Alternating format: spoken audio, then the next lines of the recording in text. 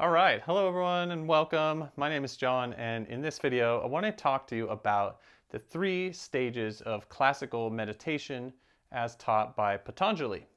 So in the Yoga Sutras, Patanjali lays out these 3 stages, and it's a really helpful thing to understand, very helpful concept to get clear about, because it doesn't matter what techniques you use, what lineage you belong to, what tradition you're training in, we all are going to move through these stages. And so having an understanding of the subtleties between them is going to be really helpful. Okay, so for those of you who are not familiar, the Yoga Sutras is this really deep, wonderful source text about meditation. And one of the things the author describes is this 8-limbed path of yoga, this system called Ashtanga Yoga. And the 3 later stages on that path all are stages of meditation. So we've done through all this stuff. We've been building our character. We're doing body movements. We're doing breathing exercises. And now we come to the meditative stages. So the 3 stages as laid out in his system are Dharana, Dhyana, and Samadhi. The easiest way to explain this is Dharana is the stage of applying effort to get into meditation. Dhyana is the stage of, actually being in a meditative state. And then Samadhi is the experience of oneness, that pure experience of unity. All right, so let's break these down. Okay, so the first stage, Dharana. This word is translated as concentration. And it's a great way to think about it, because if you consider a state of ordinary consciousness throughout the day, we're focusing on all kinds of things out there. We're seeking things outside of ourselves, seeking fulfillment in the material world.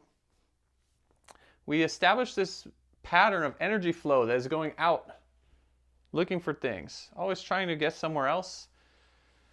And it exhausts us. It depletes our energy. So in Dharana, this stage of concentration, we're going to set a new pattern. We're going to take our energy, we're going to bring it back inside our body. We're going to establish this new pattern of momentum where our energy is flowing inwards. Our attention is coming back to rest within ourselves. So this is the stage where we're using techniques. All kinds of techniques will fit here. You have to apply a lot of effort to create this change from ordinary consciousness into a meditative state. So Dharana is like, you're applying effort the whole time. Maybe 30-40 minutes before it actually starts to, you actually start shifting. All right, so that's the stage of using effort, applying effort to establish momentum. So the second stage, Dhyana. This word just gets translated as meditation. This is where we're now entering a meditative state. So we've applied all this effort. We've created this new pattern. We've established some momentum. And now we're going to ride that momentum. And riding momentum takes far less effort than creating momentum, right? So if you hop on your bike and you're like, I'm going to go 30 miles an hour, you're going to try pretty hard. And then once you're doing it, you can stop pedaling. You won't need to pedal again for a while. Now you're just cruising. You're coasting. You're riding that momentum. You'll still be going fast, but with no effort. So that's what this stage is like. We've applied the techniques. Things start happening. And now we get to just pour our attention into the experience that is present within us. We don't need to conjure or create or generate that experience anymore. This experience is now happening. And now we can just focus into it and experience it more directly.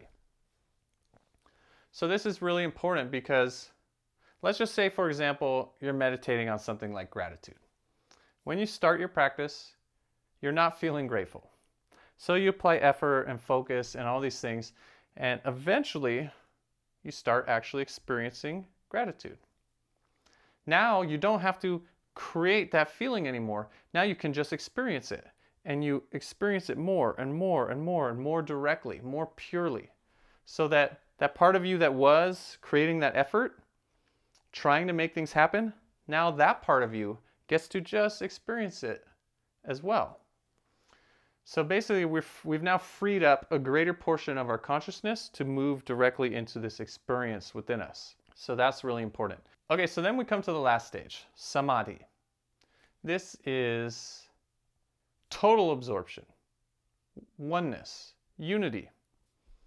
The most pure experience you could possibly ever have. So this requires us to let go and surrender everything. That part of you that's like, ooh, I'm so good at meditating. That has to go. That part of you that's judging and analyzing the experience you're having, that has to go. That part of your consciousness that has a perspective or an opinion about whatever this experience is, that also has to go. There's anything at all that's happening inside your own consciousness is preventing you from just purely and completely merging with that consciousness itself. So we have to get to this total state of stillness and surrender, where we're just having a pure experience. Eventually, we go deeper and deeper and deeper until it's just the experience itself.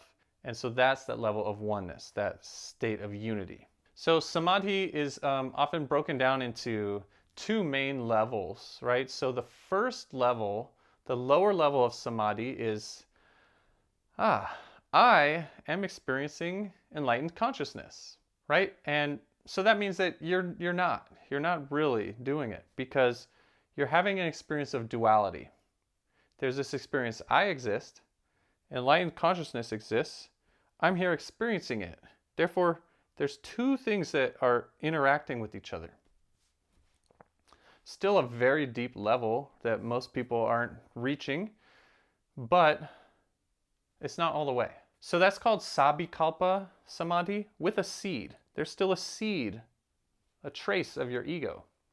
You're still aware of yourself and something else. So then eventually we get to Nirbhikalpa Samadhi. There's no more seed. It's just pure source energy.